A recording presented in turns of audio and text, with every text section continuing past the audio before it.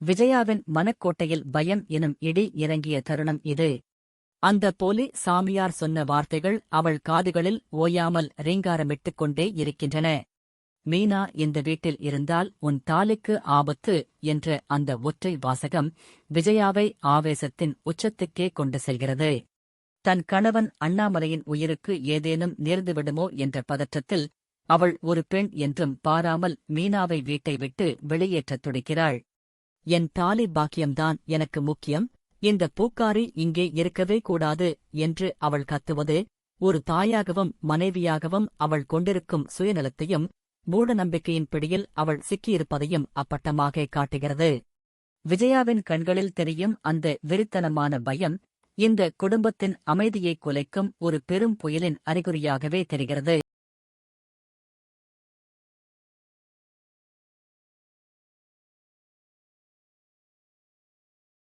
முத்திரை குத்தும் முத்து தன் தந்தை அண்ணாமலையின் மீதுதான் வைத்திருக்கும் அளப்பரிய பாசத்தை வெளிப்படுத்துகிறான்.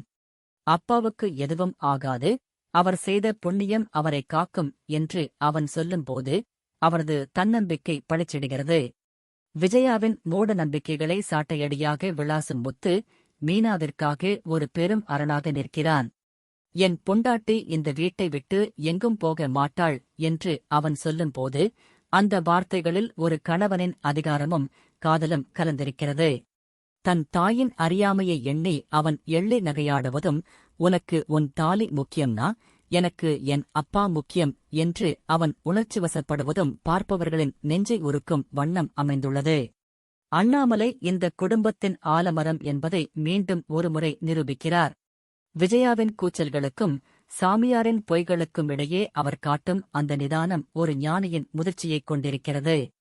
பிறப்பும் இறப்பும் இறைவன் கையில், அதை ஒரு சாதாரண மனுஷி எப்படி சொல்ல முடியும் என்று அவர் கேட்கும் கேள்வி மூட நம்பிக்கைகளுக்கு எதிரான ஒரு பெரும் சாடல்.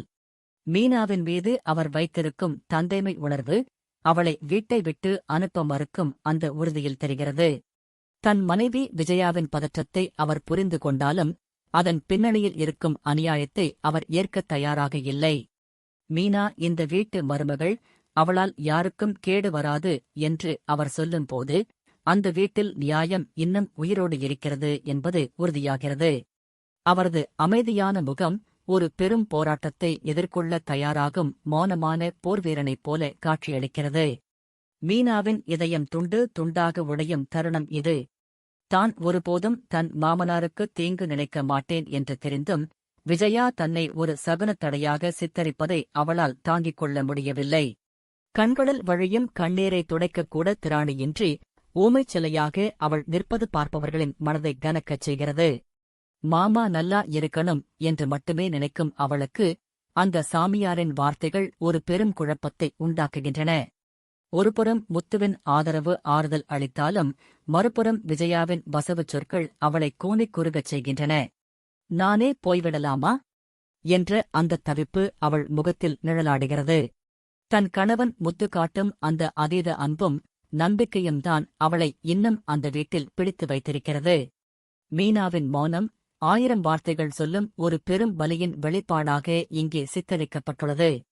விஜயாவின் வஞ்சகத் திட்டம் அடுத்த கட்டத்திற்கு நகர்கிறது. அண்ணாமலையும் முத்துவும் மீனாவை அனுப்ப மறுத்ததால் அவள் இப்போது குறுக்கு வழியை தேடுகிறாள். சிந்தாமணியிடம் போனில் பேசும்போது அவளது குரலில் இருக்கும் அந்த நடுக்கமும், அதே சமயம் மீனாவை ஒழித்துக் கட்ட வேண்டும் என்ற அந்த துடிப்பும் அவளது வில்லத்தனத்தை உறுதிப்படுத்துகிறது. அந்தச் சாமியார் சொன்னது பலிக்கும், மீனாவை வெளியேற்றியே தீர வேண்டும் என்று அவள் சதித்திட்டம் தீட்டுவது ஒரு குடும்பத் தலைவியாக அவள் தவறும் இடத்தைக் காட்டுகிறது. தன் பயத்தை பயன்படுத்தி மற்றவர்களை காயப்படுத்தவும் அவள் தயங்குவதில்லை. கோவிலுக்குச் சென்று ஏதோ ஒரு பரிகாரம் என்ற பெயரில் மீனாவிற்கு எதிராக பெரும் வலையை விரிக்கத் தயாராகிறாள் விஜயா. அவளது ஒவ்வொரு அசைவிலும் ஒருவிதமான குரூரமும் சுயநலமும் கலந்திருப்பதை அவளது உடல் மொழி அப்பட்டமாக திரையில் பிரதிபலிக்கிறது. மனோஜ் மற்றும் ரோகிணிக்கு இடையிலான அந்த தொலைபேசி உரையாடல் ஒரு புதிய திருப்பத்தை நோக்கிச் செல்கிறது. மனோஜின் குரலில் இருக்கும் அந்த பிடிவாதமும் ரோகிணியின் மீதான வெறுப்பும் அவரது ஈகோவை வெளிப்படுத்துகிறது. உன்னுடன் வாழ முடியாது, விவாகரத்து வேண்டும் என்று அவன் சொல்லும்போது அவனது முடிவில் இருக்கும் உறுதி தெரிகிறது. ஆனால் ரோகிணி வைக்கும் அந்த மர்மமான நிபந்தனை அவனை திணறடிக்கிறது. யாரிடமும் சொல்லாமல் நான் சொல்லும் இடத்திற்கு வரவேண்டும் என்று ரோகிணி மிரட்டும்போது மனோஜ் ஒரு இக்கட்டான சூழலில் சிக்கிக் கொள்கிறான்.